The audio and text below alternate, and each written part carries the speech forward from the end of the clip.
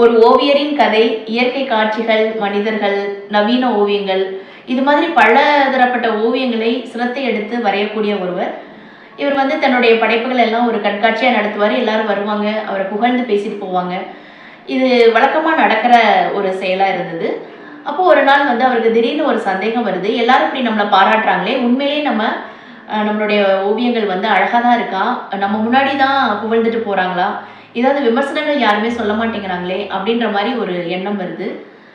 அந்த எண்ணம் திரும்ப திரும்ப அவருக்கு வந்துக்கிட்டே ரொம்ப டிஸ்டர்ப் பண்ணவும் அவர் அதை போய் அவருடைய மென்டார்கிட்ட போய் அவருடைய மாஸ்டர்கிட்ட போய் கேட்குறாரு.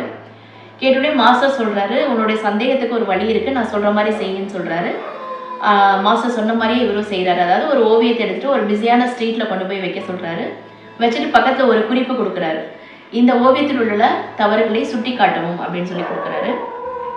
நைட்டு போய் பார்க்குறாங்க, அந்த ஓவியத்தை எடுத்து பார்க்குறாங்க. ஓவியம் ஃபுல்லாகவே பார்த்தீங்கன்னா தவறு தவறு தவறுன்ற மார்க் தான் ஃபுல்லாக இருந்திருக்கு. அதை பார்த்தோன்னே ஒரு அதிர்ச்சி ஆகிறாரு. ரொம்ப டிஸ்கரேஜாக ஃபீல் பண்ணுறாரு. ஏன்னா பேஷனான ஒரு விஷயம் அவர் பண்ணிகிட்டு இருக்கிறாரு. ஆனால் இதை பார்த்தோன்னையும் நம்முடைய ஓவியங்கள் இவ்வளோ மோசமாக இருக்கா அப்படின்ற மாதிரி ஒரு எண்ணம் வந்துடுது. அவர் ஓவியம் ரெண்டு நாளாக ஃபுல்லாக அவரால் வரையவே முடியல. ரொம்ப டிஸ்டர்ப்டாக இருக்கிறாரு. உடனே திரும்ப மாஸ்டர்கிட்ட போய் சொல்கிறாரு, எனக்கு ரொம்ப கவலையாக இருக்குது, என்னால் கான்சன்ட்ரேட் பண்ண முடியல அப்படின்னு சொல்லி கவலைப்பட்டு சொல்கிறாரு. அப்போ மாஸ்டர் சொல்கிறாரு, நீ ஒன்றும் கவலைப்படாத, நான் இந்த குழப்பத்துக்கு நான் ஒரு தீர்வு சொல்கிறேன், நான் சொல்கிற மாதிரி செய்யன்னு மாஸ்டர் ஒரு விஷயம் சொல்கிறாரு. உடனே அவர் சொல்கிற மாதிரியே இவரும் செய்கிறாரு. திரும்ப ஒரு ஓவியத்தை எடுத்துகிட்டு போய் அதே ஒரு பிஸியான ஸ்ட்ரீட்டில் வைக்கிறாரு.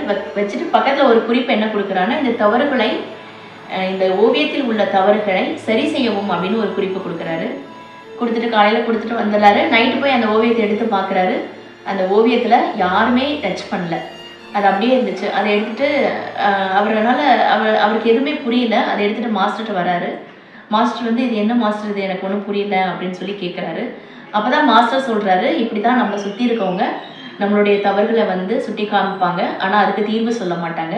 அதனால் எல்லாருடைய விமர்சனங்களையும் கேட்டுக்கணும்னு அவசியம் கிடையாது. தகுதியானவங்கள்ட்ட இருந்த மட்டும் விமர்சனங்களை கேட்டுக்கலாம்.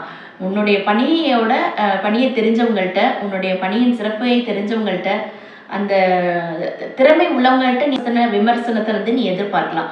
அப்படி இருக்கவங்க தகுதியானவங்கள்ட்ட விமர்சனத்தை நம்ம கேட்குறப்ப விமர்சனத்தோடு அதை சரி செய்வதற்கான வழியும் சொல்லுவாங்க. நண்பர்களே, அனைவருடைய விமர்சனங்களையும் நமது கவனத்தில் எடுத்துக்கொள்ள வேண்டும் என்ற அவசியம் இல்லை.